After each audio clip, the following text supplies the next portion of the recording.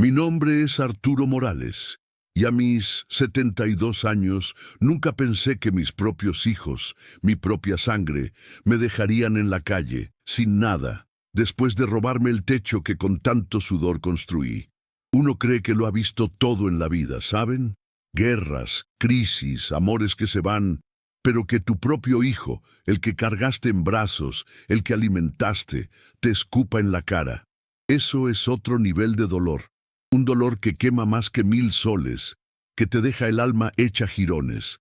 Recuerdo el frío de la calle esa mañana, el olor a humedad de los cartones que encontré para taparme y el eco de las risas de ellos, de Carlos y Patricia, resonando en mi cabeza. Mi casa, mi hogar, mi refugio, se había convertido en su fortaleza, y yo, su padre, su estorbo. Pero lo que ellos no sabían es que este viejo tonto como me llamaban, guardaba un secreto que había cultivado durante casi 50 años como una semilla en tierra fértil, un secreto que cambiaría todo. Y, créanme, la lección que les di, esa no la van a olvidar jamás. Esa mañana, ¡ay, esa mañana! El sol apenas despuntaba, y yo salía al mercado como cada día.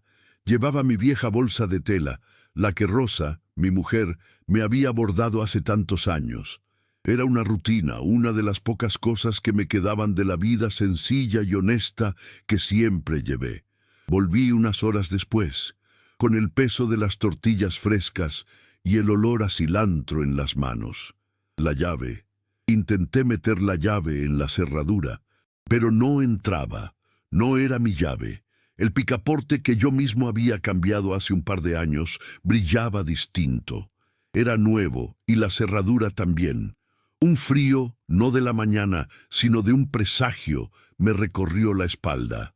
Toqué a la puerta, suave al principio, luego con más fuerza, y entonces apareció Patricia, su cabello rubio, impoluto, y una sonrisa que no le llegaba a los ojos. Una sonrisa de tiburón, ¿saben? De esas que te devoran sin piedad. ¿Qué quiere, señor?, me dijo, como si yo fuera un extraño, un mendigo, un perro sarnoso. Mi sangre se heló. ¿Qué dices, Patricia? Soy tu suegro, soy Arturo. ¿Qué pasa con la puerta? Su risa, esa risa, fría, metálica, sin rastro de calor humano. Don Arturo, ¿no se acuerda? Firmó los papeles. Esta casa es nuestra. Los abogados dijeron que no podíamos tenerlo aquí. Es un estorbo para la propiedad. Váyase. No hay nada para usted aquí. Y detrás de ella apareció Carlos, mi hijo, el que yo cargué en mis brazos, el que enseñé a caminar, a andar en bicicleta, a leer. Estaba ahí, apoyado en el marco de la puerta con los brazos cruzados, la mirada vacía, sin una pizca de vergüenza o remordimiento. Ni siquiera me miró a los ojos. Bajó la vista, como un cobarde. Papá, es por tu bien. No podemos tenerte aquí. Estarás mejor en un lugar más adecuado para tu edad. Más adecuado. Significa la calle. Significa la basura. Mi corazón se partió no en dos, sino en miles de pedazos. Las tortillas cayeron al suelo y el cilantro se esparció como confeti de una fiesta macabra. Quise gritar, quise llorar, quise golpear esa sonrisa cínica de Patricia y esa cobardía silenciosa de Carlos, pero no pude. Las palabras se me atragantaron, la garganta se me cerró.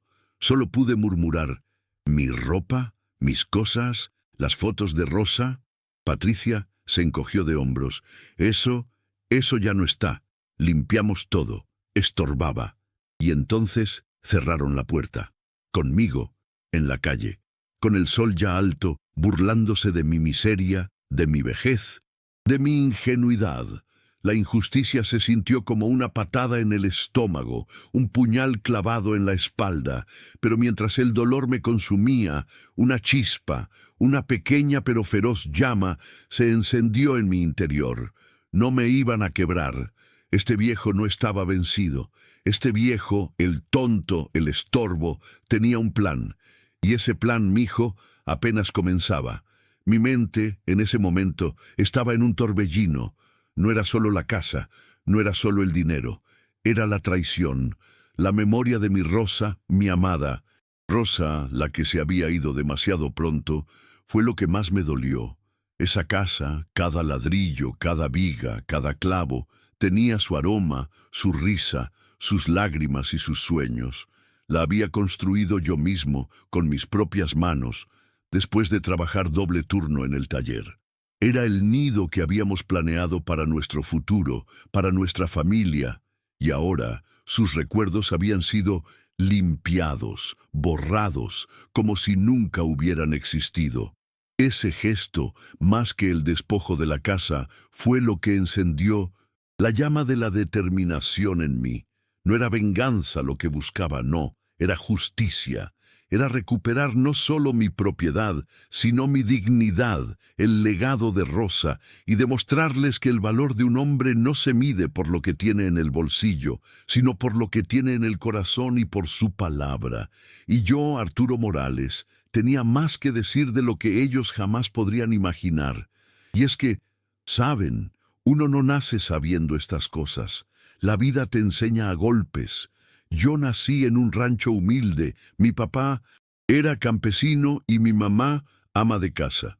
Éramos pobres, pero honrados. Aprendí el oficio de mecánico porque me gustaban las máquinas. Sentía que tenían vida, que me hablaban. Y con ese oficio, con esas manos llenas de grasa, me gané la vida. Me casé con Rosa, la mujer más hermosa y buena que he conocido. Y luego llegó Carlos. Mi Carlitos, mi único hijo. Cuando Rosa se fue, cuando la enfermedad se la llevó tan rápido que apenas pudimos decirle adiós, mi mundo se vino abajo.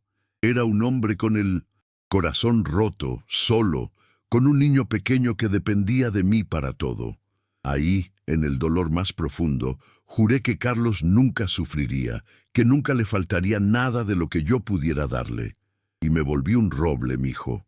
Un roble. Recuerdo la primera vez que Carlos me pidió algo que yo no podía darle. Tenía unos 7 años, y la bicicleta de su amigo, una bicicleta roja brillante, con una canastita adelante y unas rueditas para aprender, lo traía loco. Mis ingresos eran justos para la comida y los gastos de la casa. No había extras, pero ver esa mirada en sus ojos, ese anhelo puro e infantil, me partió el alma. Esa noche no dormí. Pensé y pensé. Tenía un reloj bueno, de bolsillo, de mi abuelo. Era de oro, con una cadena labrada, y lo guardaba como si fuera un tesoro. Era lo único de valor que tenía de mi familia, aparte de mis herramientas. Pero ¿qué era más valioso? ¿Un pedazo de metal o la sonrisa de mi hijo? Al día siguiente lo llevé a una casa de empeño.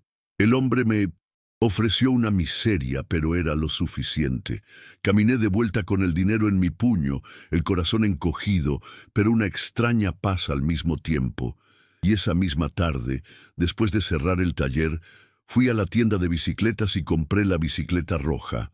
La armé yo mismo, en el patio trasero, bajo la luz de una bombilla pelada. Cuando Carlos la vio al día siguiente, sus ojos se iluminaron como 2 lunas llenas. Saltó sobre ella, pedaleó torpemente por el patio. Su risa era la música más hermosa que jamás había escuchado. Yo, esa semana, comí frijoles y tortillas, y a veces ni almorcé. Sentía el estómago vacío, sí, pero el corazón lo tenía lleno. Esa bicicleta para mí no fue un sacrificio, fue una inversión en la felicidad de mi hijo, y así fue toda mi vida con él, mijo, una inversión constante. Cuando entró a la secundaria, me dijo que quería estudiar ingeniería. Papá, quiero construir cosas, quiero ser ingeniero. Mis manos, vean estas manos. No son manos de escritor, ¿verdad? Son manos de grasa, de óxido, de sudor, manos de mecánico. Conozco el valor del trabajo manual, duro, honrado, pero sabía que un ingeniero, eso era otra cosa. Requería libros caros, materiales, una universidad. Yo no tenía dinero para eso, Mis ahorros eran para la comida, para mantener la casa, para que no le faltara un plato caliente. Pero negarle un sueño a mi hijo, jamás. Tenía una caja de herramientas, de las buenas, que había heredado de mi propio padre. Herramientas especiales, algunas casi antigüedades, que solo usaba para trabajos muy delicados o cuando sentía que el alma de un motor me llamaba de forma especial. Esa caja era mi vida, mi legado, mi sustento, pero pensé en Carlos, con sus ganas de construir, de progresar, y las vendí, una por una. Fui a otros talleres, a viejos colegas, les ofrecí mis herramientas con el pretexto de que ya no las usaba mucho, aunque me dolía el alma desprenderme de ellas. Con ese dinero le compré los libros de texto para el primer semestre. Libros gordos, de pastas duras, con olor a conocimiento nuevo. Recuerdo el brillo en sus ojos cuando los vio. Una vez más, sentí ese vacío en el estómago, pero una plenitud en el alma. Cada callo, cada cicatriz en mis manos, es una historia, sí, pero la de ese reloj y esas herramientas son las que más me definen. Trabajaba doble turno, siempre, de sol a sol. Cuando el taller cerraba, me iba a las casas, a arreglar tuberías, a enderezar láminas, a hacer pequeños trabajos de soldadura. La gente me conocía, el don Arturo que nunca decía que no, el que siempre llegaba a la hora, el que hacía un buen trabajo por un precio justo. Mis espaldas dolían, mis rodillas crujían, pero la imagen de Carlos, estudiando, riendo, creciendo, me daba fuerzas. Dormía pocas horas, a veces solo 4 o 5. Comía lo que fuera más barato, lo que me llenara el estómago sin vaciar el bolsillo. Mis sueños, mis propios sueños, los fui guardando en un cajón olvidado. Soñaba con tener mi propio taller grande, uno con muchos empleados, con las mejores máquinas. Soñaba con viajar, con conocer el mar, que solo lo conocía por fotos. Pero esos sueños se hicieron pequeños ante el gran sueño de Carlos. Su educación, su futuro, era mi prioridad, mi única razón de ser. Cuando terminó la universidad, fue mi mayor alegría. Me abrazó, me dijo, «Gracias, papá, todo esto es por ti». Y yo le creí, mi hijo, le creí con cada fibra de mi ser. Mi corazón, que tantas veces se había sentido solo y roto, se infló de orgullo. Pensé que el sacrificio había valido la pena, que había forjado a un hombre de bien, agradecido, consciente de lo que costaba ganarse la vida. Le ayudé a conseguir su primer empleo. Le presté mi camioneta para ir a las entrevistas, le di consejos, aunque él ya era un ingeniero. Recuerdo el día que le entregaron su primer sueldo. Llegó a casa con el sobre en la mano y me dijo, «Papá, ahora te voy a ayudar, descansa». ¡Ay, qué ingenuo fui! Esa promesa fue como el rocío de la mañana, hermosa, pero se evapora con el primer rayo de sol. Porque luego llegó ella, Patricia. Una mujer bonita, sí, rubia, de ojos claros, pero con una ambición que le chorreaba por los poros. Desde el primer día sentí algo raro, una frialdad en su mirada, una forma de tratar a Carlos como si fuera un trofeo, no una persona. Al principio la acepté por Carlos. Él la quería, o eso parecía, y yo solo quería su felicidad. Pero poco a poco, ella empezó a tejer su telaraña. Empezó a sacarlo de mi lado, a separarnos. Carlos y yo tenemos planes. Carlos está muy ocupado. Carlos no puede ir a visitar a su padre. Tiene una reunión importante. Siempre había una excusa. Y Carlos, mi Carlos, se fue dejando llevar.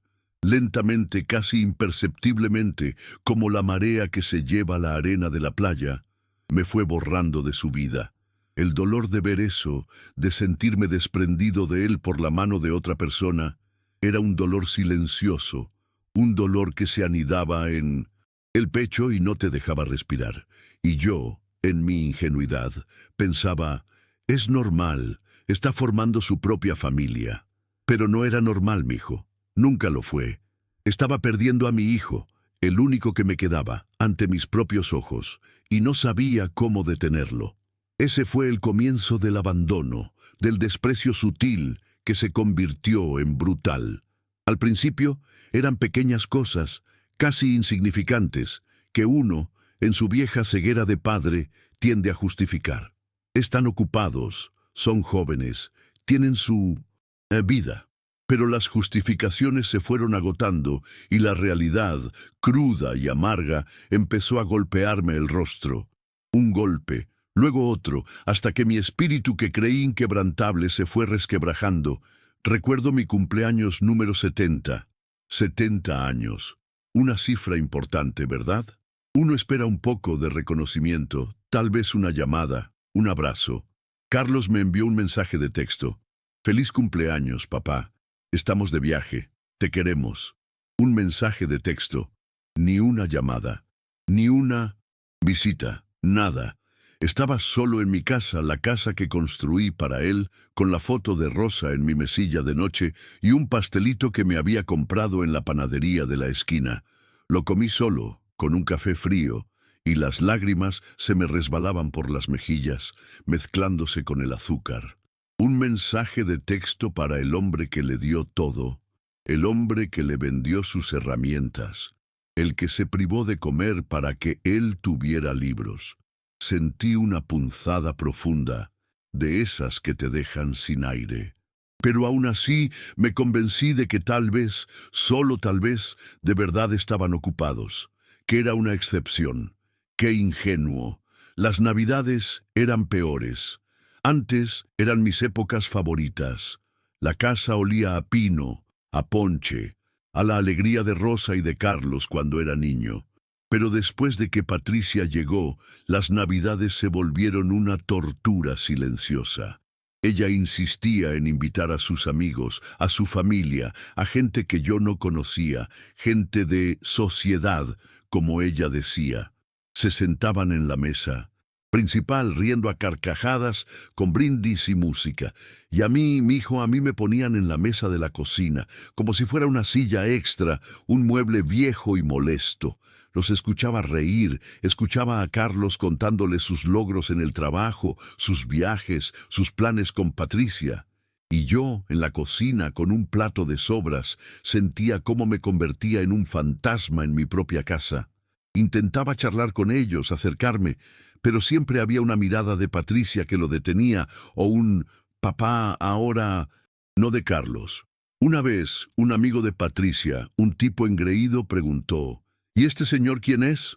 Y Patricia, sin titubear, respondió «Ah, es el papá de Carlos. Vino a pasar la noche.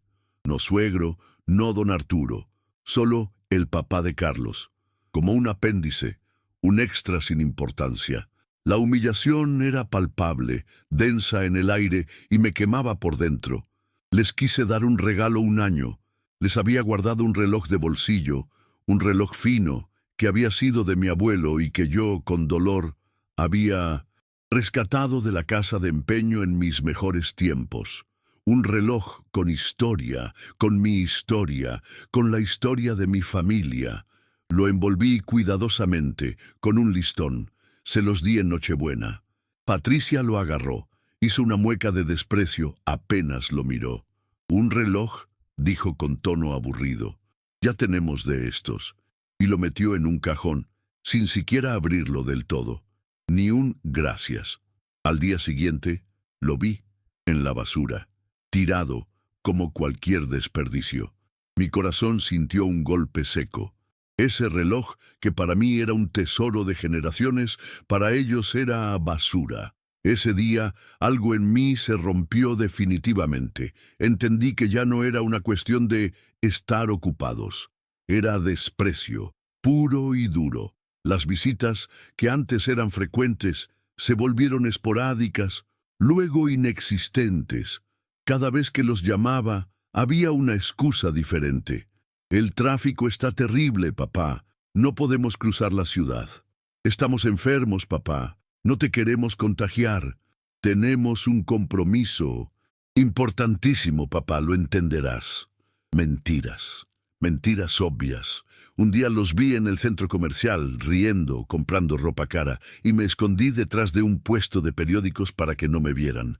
¿Por qué me escondía yo, el padre, de mi propio hijo? Porque sentía vergüenza, vergüenza de su indiferencia, vergüenza de mi soledad. Ya no era bienvenido en su vida, me había convertido en una carga, un recuerdo incómodo de un pasado que querían borrar. Y luego vino lo de la casa, la gota que derramó el vaso. Empezaron con la historia de los impuestos.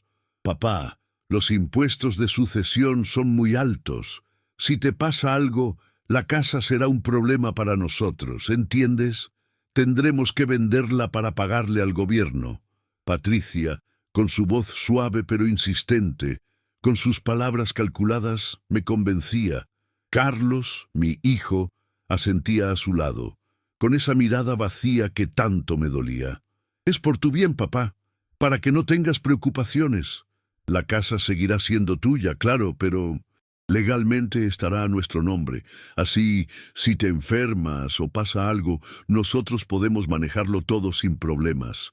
Yo, un hombre sencillo que siempre había confiado en la buena fe de la gente, y sobre todo en la de mi hijo, no vi la trampa, no vi la voracidad en sus ojos. Me hablaron de documentos legales, de notarios, de trámites complicados. Y yo, que apenas entendía las letras pequeñas, firmé mi sentencia. Pensé que los estaba protegiendo mi legado familiar, pero solo estaba abriendo la puerta a mi propia perdición. Recuerdo ese día con una claridad dolorosa, el olor a papel y tinta de la notaría, la voz monótona del abogado leyendo cláusulas que para mí eran jeroglíficos, las sonrisas falsas de Patricia y Carlos a mi lado. Patricia me apretó la mano. Gracias, suegro. Ahora sí estamos tranquilos. Y Carlos, mi Carlos, me dio un abrazo frío, sin alma, que ahora entiendo que fue el abrazo de Judas.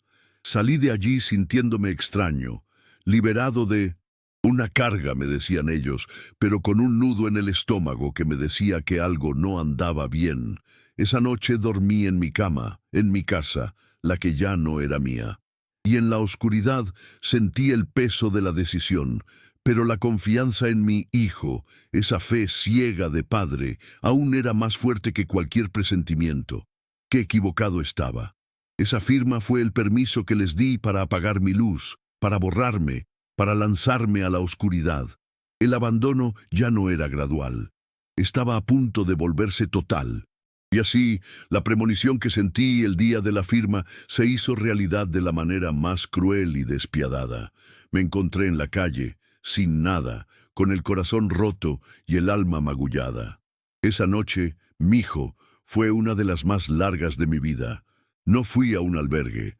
No quise. Me sentía tan humillado, tan expuesto, que no podía mirar a nadie a la cara. Encontré un banco en un parque cercano, apenas alumbrado por una farola parpadeante. El frío me calaba los huesos, y cada vez que pasaba un coche, su luz me recordaba la vida que me habían arrebatado. Ahí, bajo el cielo estrellado de Guadalajara, el mismo cielo que había visto mis sacrificios, mis alegrías y mis penas, juré que no iba a ser un viejo derrotado, que no moriría en la calle, que mi historia no terminaría con ellos riéndose de mí. Fue en ese momento, en la oscuridad más profunda, donde la luz de mi secreto, de mi otra vida, la que nadie conocía, brilló con más fuerza. Porque, ¿saben? Yo no soy solo un humilde mecánico, o, para ser más precisos, no solo he sido eso. Mis manos, sí, están llenas de grasa y de cicatrices, pero mi mente, mijo, esa es otra historia. Mientras ellos me veían como un viejo tonto, un anciano con Alzheimer incipiente, yo era, en secreto, un inversor inmobiliario.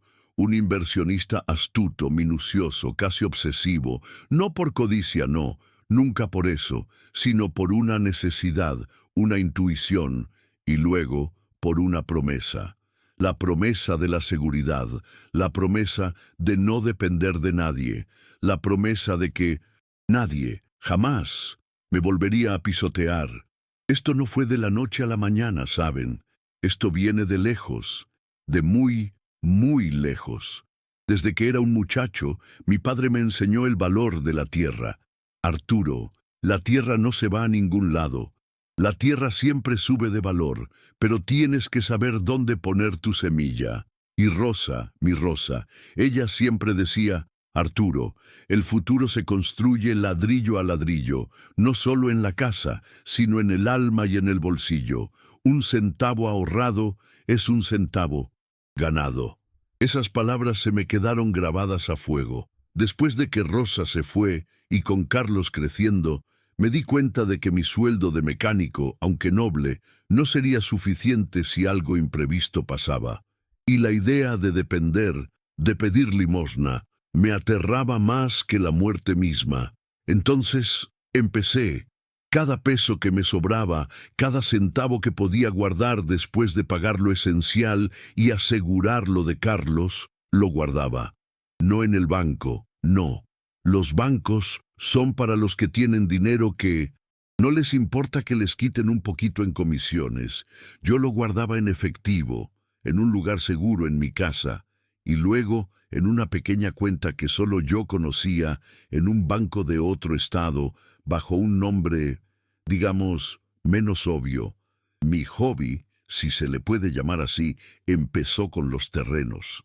Después del trabajo, en vez de ir a la cantina, como hacían muchos compañeros, o a ver la televisión, me iba a dar vueltas por los terrenos baldíos, por las orillas de Guadalajara. La gente se reía. Me decía el loco de los terrenos. ¿Qué haces, Arturo, olfateando la tierra? Estás buscando gusanos. Yo sonreía, pero por dentro analizaba. Veía dónde se estaban construyendo nuevas carreteras, dónde había planes para escuelas, dónde se expandía la ciudad. Veía el potencial donde otros solo veían maleza y basura. Compraba pequeños lotes, a precios irrisorios, de gente que los vendía desesperada o sin ver el futuro. Mi primera inversión fue un lote de media hectárea, cerca de lo que entonces era solo camino de tierra. Lo compré por una bicoca, casi el equivalente a un mes de mi sueldo. Lo limpié yo mismo, fin de semana tras fin de semana, con mi pala y mi machete. 10 años después, una constructora lo compró por 100 veces lo que pagué. 100 veces, mijo. Ese fue el día que supe que no estaba loco. No era solo suerte, era estudio, paciencia y una disciplina de hierro. Aprendí a leer planos de desarrollo urbano, aunque con dificultad al principio. Conocí a gente honesta en el mundo de los bienes raíces, que me enseñaron los trucos, la letra pequeña, las oportunidades ocultas. No a todos les conté mi secreto, claro. Solo a 1 o 2, hombres de palabra que me ayudaron a manejar las transacciones sin levantar sospechas. ¿Por qué lo mantuve oculto?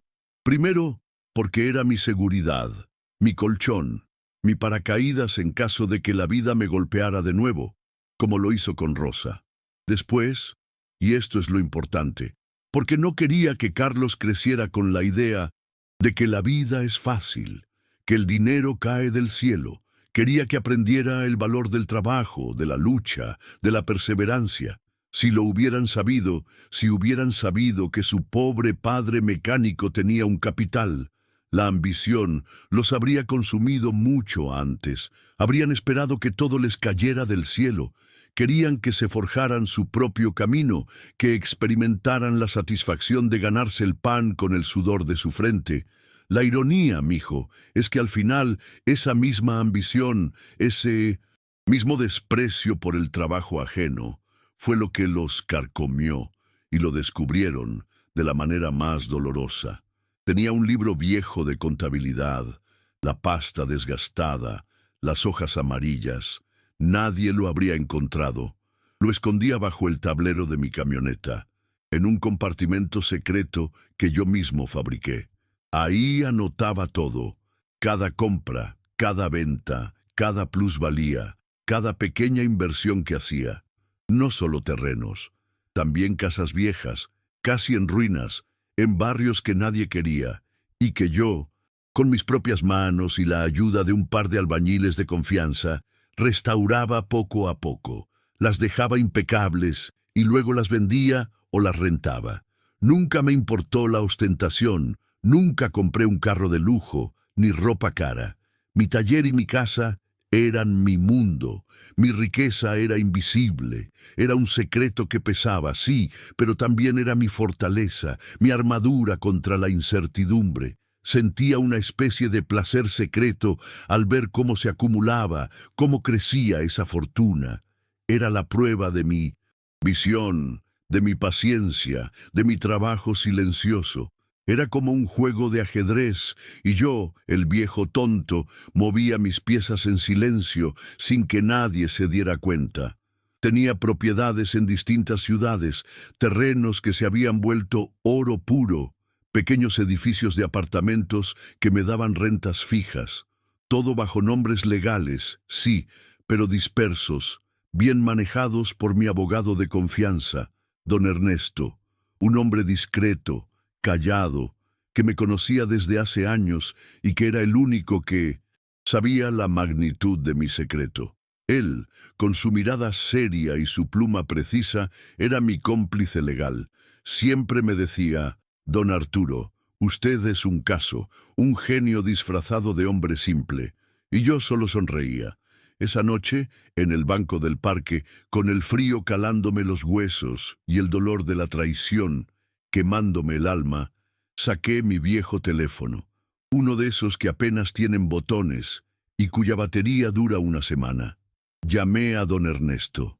«Don Ernesto», le dije, la voz ronca por el frío y la emoción. Es hora de poner en marcha el plan B, no, el plan Z, el que nadie espera». Don Ernesto, con su voz calmada y profesional, no preguntó mucho. Solo dijo: «Don Arturo, ¿está seguro? Esto va a ser un espectáculo». Y yo, con una sonrisa amarga en la oscuridad, le respondí: «Más que nunca, mi estimado, más que nunca». Esa noche, el dolor no desapareció, pero se transformó en una determinación de acero. No era solo por la casa, era por cada sacrificio, cada humillación, cada lágrima derramada. Era por Rosa, por mí, por todos los padres que han sido traicionados por sus hijos. Era la hora de la justicia, y el viejo tonto tenía la última palabra. Y vaya que sí la tuvo. La mañana siguiente, amanecí en un pequeño hotel modesto, de esos que uno renta por horas, pero que para mí fue un palacio después de la banca del parque. Me aseé, me puse lo poco que tenía y que había logrado rescatar en un bolso antes de que me cerraran la puerta, y fui a la oficina de don Ernesto. Cuando entré, él ya me esperaba con una pila de carpetas y una cafetera humeante. Me sirvió una taza sin decir palabra, y yo la bebí, sintiendo el calor recorrer mi cuerpo y mi alma. «Don Arturo», comenzó, su voz grave y pausada, «la situación es clara. La casa está legalmente a nombre de su hijo y su nuera, pero la manera en que se hizo, bajo engaño, y el desalojo violento nos dan una base sólida. Además, tenemos el resto de sus activos. Esto será como una partida de ajedrez, y usted tiene la reina, el rey y todos los peones». Le conté con detalle mi expulsión, el desprecio de Patricia, la cobardía de Carlos. Cada palabra me dolía al principio, pero al verbalizarlo sentía que liberaba un peso que me fortalecía. Don Ernesto escuchaba, asintiendo, tomando notas. «Bien», dijo al final, sus ojos brillando con una chispa de inteligencia. «Primero, vamos a enviar una carta notarial, una carta formal, con un plazo perentorio para que devuelvan la propiedad y efectúen un resarcimiento por los daños y perjuicios de la expulsión, con copia a la Fiscalía, para que sepan que estamos listos para la denuncia por despojo y abuso de confianza. Y lo más importante, adjuntaremos un resumen muy conciso de su patrimonio. No todo, solo lo suficiente para que entiendan con quién están tratando. Eso los hará temblar. Y eso hicimos. La carta se envió. Pasaron 2 días que se me hicieron eternos. Yo estaba en un pequeño apartamento que don Ernesto me ayudó a rentar, modesto pero digno. El teléfono sonó. Era Carlos.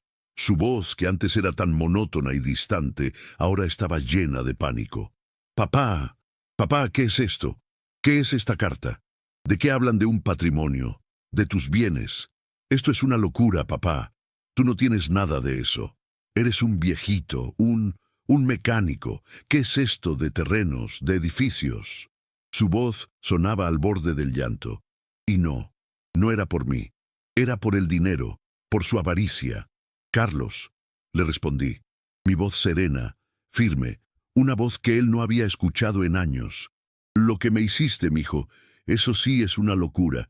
Me dejaste en la calle, me robaste mi casa, los recuerdos de tu madre. Y sí, yo soy un viejo mecánico, pero soy un viejo mecánico con visión, con paciencia y con dignidad. Y lo que te enviaron es solo una pequeña muestra de lo que he construido mientras tú y tu mujer se reían de el viejito tonto». Hubo un silencio al otro lado de la línea. Luego, la voz chillona de Patricia. «Viejo imbécil, ¿crees que te vamos a creer? Esto es un fraude. Vas a ir a la cárcel por intentar estafarnos». Yo sonreí, una sonrisa que no me conocían. «Patricia», le dije, «habla con tu abogado y luego me llamas. Tienes 48 horas para desalojar mi casa. Y si no, la ley actuará. Y créeme, tengo todos los documentos, todos los contratos, todos los movimientos bancarios. Mi abogado es el mejor de Guadalajara. Y no solo reclamaré mi casa, reclamaré cada centavo de los gastos, cada lágrima que me hiciste derramar». La llamada se cortó abruptamente. Sabía que estaban en shock. La noche siguiente, don Ernesto me llamó. «Don Arturo, ya están moviendo fichas. Su abogado los llamó. Están desesperados. Dicen que no sabían nada, que usted los engañó con esto de la fortuna, que siempre lo vieron como un pobrecito». Yo me reí amargamente. «Claro, los estafados ahora son ellos». Al día siguiente, a primera hora, recibí una llamada del abogado de Carlos. Su tono era de sumo respeto, casi de súplica. «Don Arturo, mi cliente y su esposa están muy arrepentidos. Quieren negociar, quieren devolverle la casa. Por favor, detenga esto. Esto les va a arruinar la vida». Le dije que no soy yo quien arruina vidas, sino que son ellos mismos quienes lo hicieron. Le di las condiciones de don Ernesto, que devolvieran la casa, que me pagaran los gastos de la expulsión y del hotel, y que me pidieran disculpas públicas, y que retiraran de mi casa todo lo que no fuera mío, sin llevarse nada que me perteneciera. Era un ultimátum. La reunión se pactó en el despacho de Mindomesendos. «Don Ernesto». Entraron Carlos y Patricia, pálidos, con los ojos hinchados. Ya no había rastro de la altanería. Patricia intentó forzar una sonrisa, pero se le notaba el miedo. «Suegro querido», empezó, su voz melosa. «Qué malentendido tan horrible.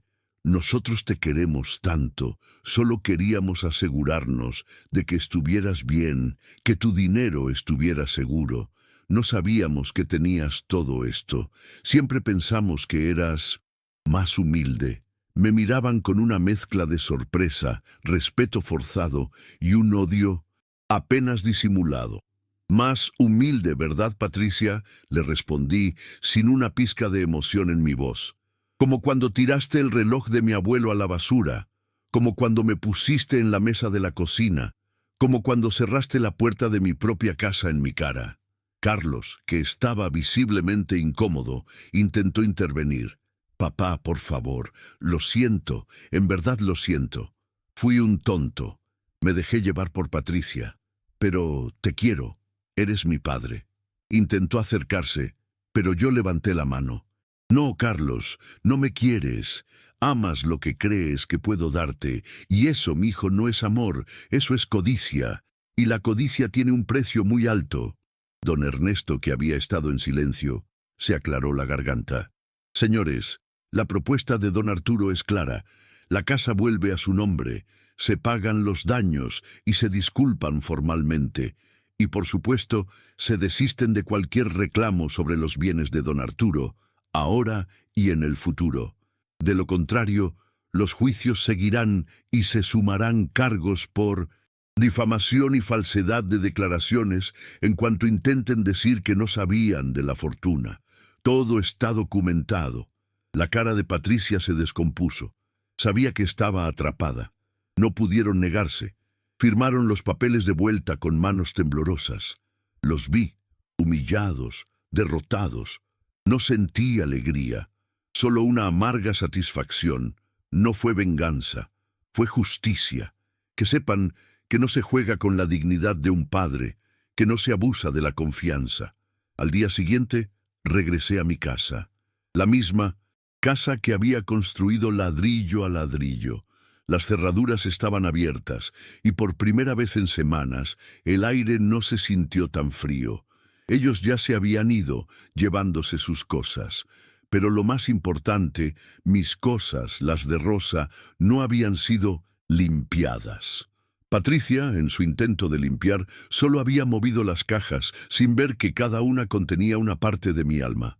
Las fotos de Rosa, sus libros, un pequeño costurero que ella usaba, todo estaba ahí. Lo primero que hice fue ir a la estufa y ponerme a preparar un buen café, el aroma de mi hogar regresando, llenando cada rincón. Era mi casa, otra vez, y esta vez nadie me la quitaría. No porque tuviera dinero, sino porque me había recuperado a mí mismo, y esa, mijo, fue la verdadera victoria. No crean que después de esto me fui a vivir en una mansión, ni a comprar carros de lujo, ni a gastar mi fortuna en frivolidades. Eso no era para mí, nunca lo fue. La riqueza no la busqué por la ostentación, sino por la seguridad, por la libertad, y sobre todo para tener la posibilidad de decidir mi propio destino, sin dependencias. Mi primera acción, después de recuperar mi casa, fue simplemente volver a habitarla, a sentirla mía. Cambié las cerraduras yo mismo, con mis propias manos, las mismas manos que la construyeron, y esta vez puse una cerradura que nadie podía abrir sin mi permiso, ni con llaves, ni con engaños. La felicidad, mijo, la encontré en las pequeñas cosas, en el aroma del café mañanero que me preparo en 1900 y mi propia cocina, en el sol que entra por la ventana de mi sala, en el silencio de mi patio, donde el jazmín que Rosa plantó sigue floreciendo. Arreglé el jardín, pinté las paredes, reparé el techo que ya tenía unas goteras. Cada martillazo, cada brochazo, era una purga, una forma de sanar las heridas, no solo de la casa, sino las de mi alma. Mis días ahora son simples, llenos de una paz que no conocía antes. Sigo siendo el don Arturo del barrio. Mis vecinos, esos que me vieron salir y que me recibieron con un abrazo cuando volví, son mi verdadera familia. La señora Consuelo, del puesto de frutas, siempre me guarda las más frescas. El joven Miguel, el panadero, me trae el pan caliente por las mañanas. Comparto mi café con ellos, charlamos en la banqueta, me preguntan por mis consejos sobre los motores viejos o sobre cómo invertir un pequeño ahorro. Les cuento historias, sí, pero estas historias son de amistad, de comunidad, de la sencillez de la vida. No me alejé del todo de mi pasión por los terrenos. Sigo dando mis paseos, sigo buscando esas joyas ocultas, pero ahora con un propósito diferente. Ya no es para acumular, sino para ayudar. Compré un terreno grande en las afueras y con la ayuda de algunos de mis viejos colegas albañiles, los que sí eran de verdad amigos y no buitres, construimos unas casitas de interés social. Las vendí a precio de costo a familias humildes que las necesitaban, familias jóvenes, con ganas de trabajar y de salir adelante. Ver la alegría en sus caras, verlos mudarse a su nuevo hogar, eso, mijo, vale más que cualquier millón de pesos. También doné una parte de mi fortuna a una fundación que ayuda a niños huérfanos para que tengan la oportunidad que Carlos, en su momento, tuvo y que no supo valorar.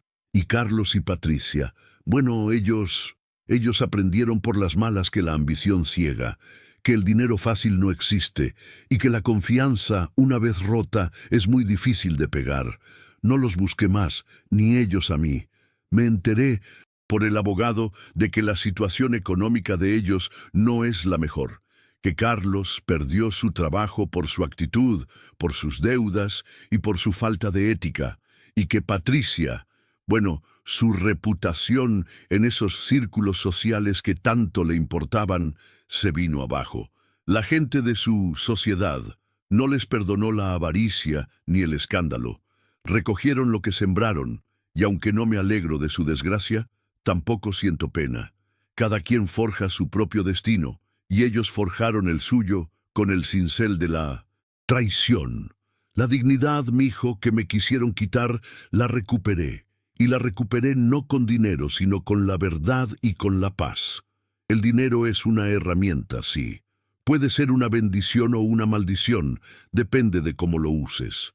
Pero la dignidad, el respeto propio, el amor verdadero de quienes te valoran por lo que eres y no por lo que tienes, eso es el tesoro más grande. Y esa paz que uno siente cuando sabe que hizo lo correcto, cuando se levanta cada mañana con la conciencia tranquila y el corazón lleno de gratitud, eso no tiene precio. Ahora cada día me siento en mi porche con mi taza de café, escucho el canto de los pájaros, veo a mis vecinos pasar y los saludo. No soy rico en el sentido que ellos entienden, pero soy millonario en paz, en amigos, en recuerdos valiosos. Y eso, mijo, es la verdadera fortuna. Así que, después de todo esto que les he contado con el corazón en la mano, díganme, ¿qué habrían hecho ustedes en mi lugar? Y cuéntenme también, ¿desde qué ciudad me están escuchando? Me gusta saber que mi historia, mi verdad, llega a tantos lugares. Gracias por su tiempo y por su café.